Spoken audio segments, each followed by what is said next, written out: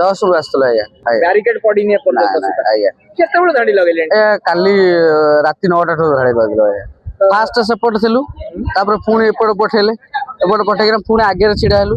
ସେଠି ପ୍ରଶାସନ ତାଙ୍କର ତ ଠିକ ଠାକ କିଛି ନାହିଁ, ପୁଣି ବାଡେଇଲେ, ବାଡେଇ ପୁଣି ପଛକୁ ଆସିଲୁ, ଆଗରେ ଥିଲୁ ପୁଣି ମାଡ ମାନେ ଆଉ ଅଜ୍ଞାନ ମାଡ, କିଛି ଖାଇବା ପାଇବା କିଛି ନାହିଁ।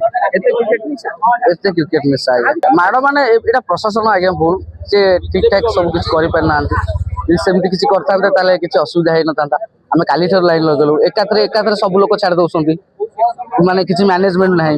ଆଉ ଆଜ୍ଞା ଆହୁରି 600 ଲୋକ କ୍ରସ କଲେ ବାରିକେଟ ପହଞ୍ଚିବ, ମାନେ ପହଞ୍ଚି ହବନି ଆଜ୍ଞା। 1200 ଟଙ୍କା ଟିକେଟ କରିବ। ଆମେ କାଲିଠାରୁ ଆସିଲୁ, ମାଡ ତ 4 ଥର ଖାଇସାରିଲୁ ନା, ଆଉ ଟିକେ ଯଦି ପ୍ରଶାସନ ଟିକେ ଭଲ ନିୟମ ଯଦି ପାଳନ କରନ୍ତା ତାହେଲେ ଆମେ ଠିକ ଠାକ ଟିକେ ଟିକେଟ କରନ୍ତୁ।